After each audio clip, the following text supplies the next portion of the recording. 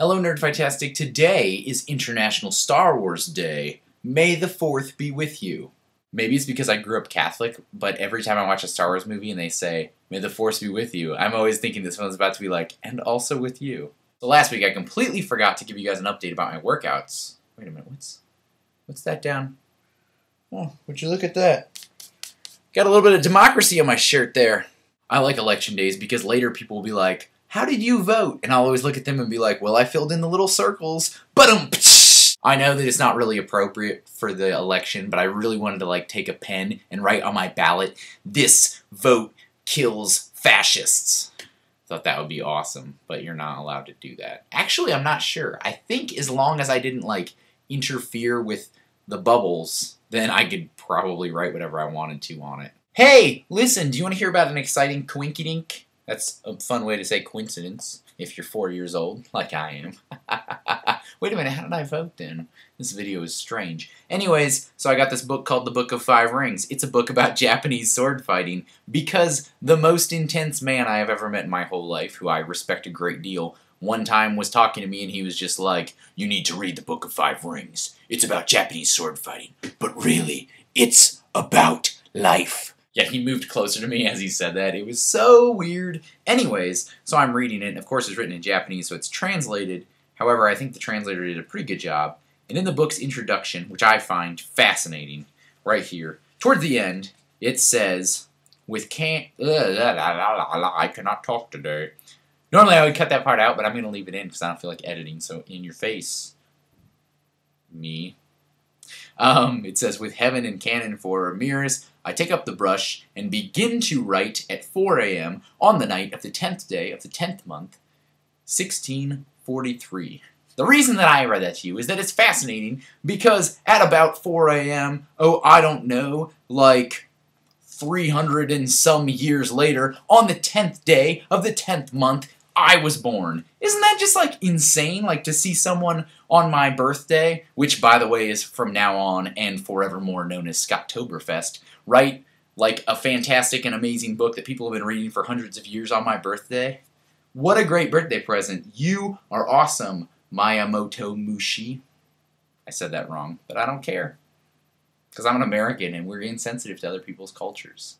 So when I got distracted by democracy, I was originally going to tell you about my workout stuff. Workouts are going well. I have somehow managed to wake up at Did you see that? The power went out.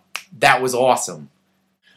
So, before I got distracted by democracy, and before I got distracted by the lights flickering, I was talking about my workouts. I've managed to wake up at 5:30 in the morning, Monday, Wednesday, and Friday, and go work out. Also, kettlebell is super, super difficult. And, some days every muscle in my body hurts, and then some days I leave class and I'm like, that wasn't so bad. But I am convinced that my fitness instructor may just be an Amazon, because she's super buff. This week on Nerdfightastic, we played 2 truths and 1 lie, the exciting game where people reveal things about themselves, one of which is not true. Unless you're Casey and you play by your own rules or whatever. So I'm going to start with you, Casey. My guess is that, even though I don't quite understand what rules you play by, I think you told us 2 truths and 1 lie, maybe? And the lie was that your dog is missing a tooth from its puppyhood, because I know from experience that puppies are like people in that they have baby teeth and adult teeth, I think. So if your puppy lost a tooth in an accident as a puppy, it would have then just regrown an adult dog tooth later. That's my theory, anyways. Sarah, your lie is that you never were able to fly because you are a human being. And we don't fly, to my knowledge. Carmen, number 1 is a lie. The one about living multiple places, I think. Quentin, your lie is that you can't talk. Stop being a liar. Little baby liar face. Hillary, Dave, and Liz, you guys didn't play. But you guys are also incredibly busy. So, your lie was that you were all incredibly unbusy. And now it is time for my 2 truths and 1 lie in no particular order.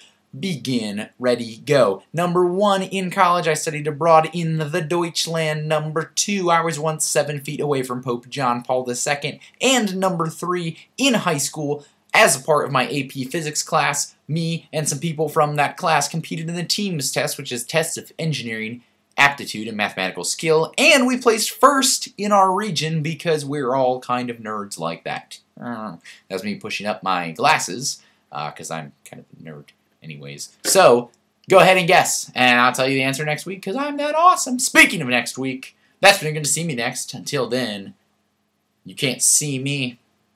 That was dumb. But keep on rocking in the free world. Don't forget to be awesome, Liz. I will see you tomorrow.